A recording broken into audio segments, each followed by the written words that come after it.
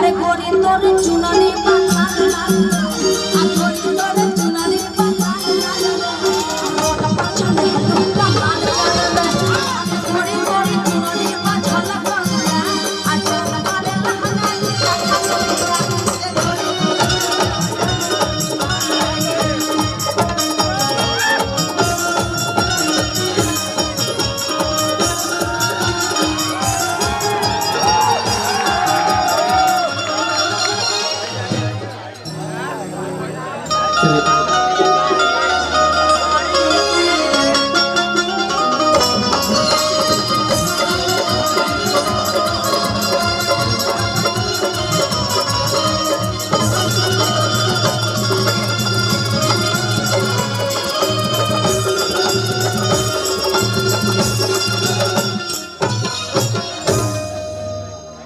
जी के लिए एक बार ताली बजनी चाहिए।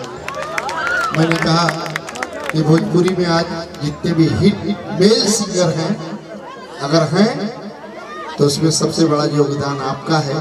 आपके चलते हैं नहीं आप हंसती हैं तो हंस के वो फंसाइए मत। ये जान लीजिए कि कहीं ना कहीं उसमें सबसे ज्यादा योगदान आपका है, इसलिए इस बालिका के सम्मान में एक बार ताली देनी चाहिए पूरे समझ से जोर से। ये बात बा अरे रवा मुजफ्फरपुर वाला छपरा वाला बोली बोली ना रॉक और इतना बढ़िया लगता है ना, इतना बढ़िया लगता है ना, बढ़िया लगता है ना। तो दोनों हाथ पहले ऊपर उठाइए सारे लोग। और जो एक सूचना है, एक कमेटी का सूचना है कि जिनकी उम्र 60 से ज्यादा हो गई है वो चले जाए, इसलिए कि अगर हार्ट अटैक हो जाएगा तो इस कमेटी और कार्यक्रम कराने वाले की कोई जिम्मेदारी नहीं होगी। नहीं, यहाँ पे सारे लोग अच्छे लग रहे हैं। अच्छा हम हैं और हमारे बाद आप बोल रही हैं सारे लोग को अच्छे हैं, तब तो देखिए इतना शांति से सब लोग कार्यक्रम देख रहे हैं। अभी अशांति मैं करवा दूंगा अगर 1 मिनट आप हमारे विरोध में आए तो।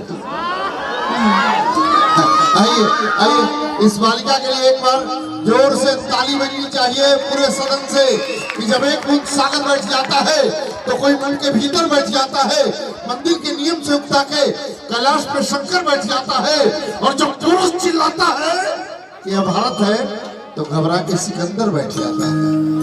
सबसे पहले आप सब लोग के प्रणाम हमारा तरफ से, जो हमसे छोट वाले उनके भी और जो हमसे बड़े हैं उनको भी प्रणाम मेरी तरफ से, क्योंकि आशीर्वाद छोट बड़े सबका मिलता है। और राहुल राय जी को बहुत बहुत शुभकामना, उनके तिलक के शुभ अवसर पे हम लोग सारे कलाकार यहाँ उपस्थित हुए हैं, तो राहुल जी को बहुत बहुत शुभकामना। पता नहीं उनकी मैडम का क्या नाम है, बस राहुल जी का श्वेता, तो राहुल जी की शादी श्वेता जी से होने वाली है, तो हम लोग अभी पार्टी मना रहे हैं इस कार्यक्रम के माध्यम से। और म्यूजिशियन के तो कोनो जवाबे नहीं के, महिपाल जी और टीम उनको भी बहुत बहुत धन्यवाद, बहुत अच्छा बजा रहे हैं। हम तो सुन के तब से बहुत आनंदित हो रहे थे। सबसे पहले आप ट्यून बजाए थे गोरी तोरी चुनरी, झलकवा सुनिएगा कि लाल लाल, दोनों में फर्क है। ओहो बच्चा से बहुत सुनता है, सियाना आदमी तो कमाने धमाने पर रहता है, सुनना कोई नहीं भी सुना, चलते रहा सुन लिया, लेकिन बच्चा सब खूब सुनता है। कौन गाना सुनबा बाबू? झलकवा।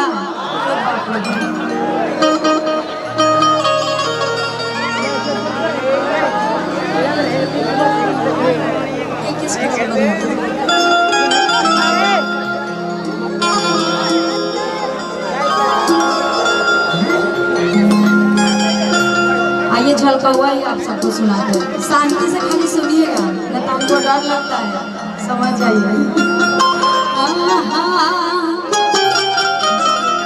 अरे गली में गरदा उड़ा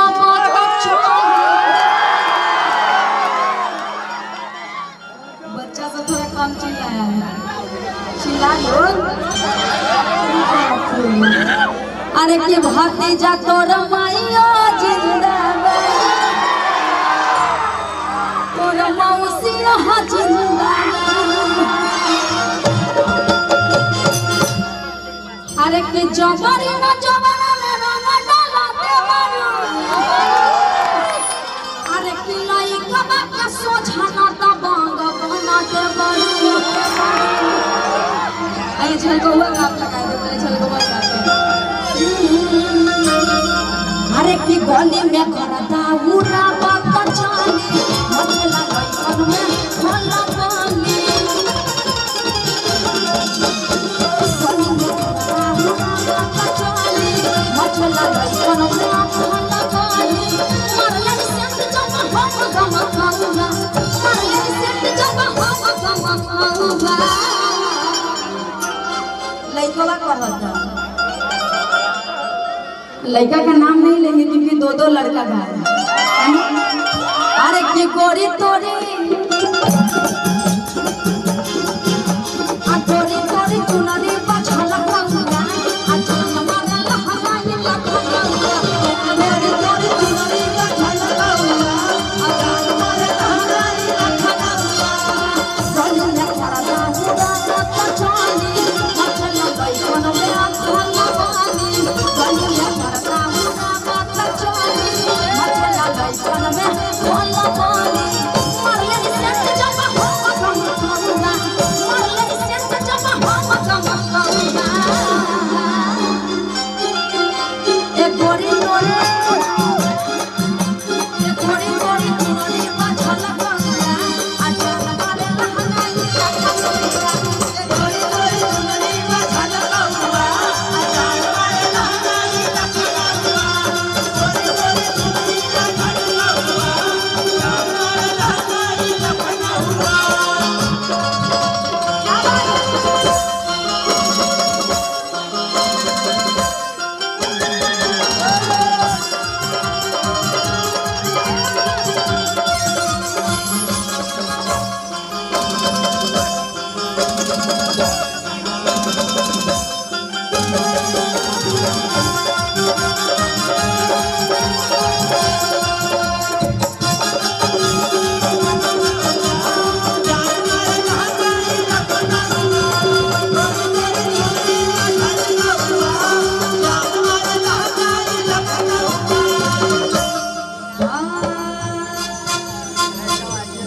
अरे कातिल आता है भर दिया था। आए के बाबू दुनिया फिदावा। अरे बाप रे भाई, अरे कातिल आता है भर दिया था। आए ही पाए बाबू दुनिया फिदावा। अल्लाह गता की पीके आया बारो देसी पहुआ। अरे किल्ला गता की पीके आया बारो देसी पहुआ। अरे की गोरी तोरी चुनरी बछल खाऊंगा। अचान मारे लहराई लखनऊंगा। गोरी तोरी चुनरी बछल खाऊंगा। अचान मारे लहराई लखनऊंगा। गोरी तोरी चुनरी बछल खाऊंगा। अचान मारे लहराई लखनऊंगा।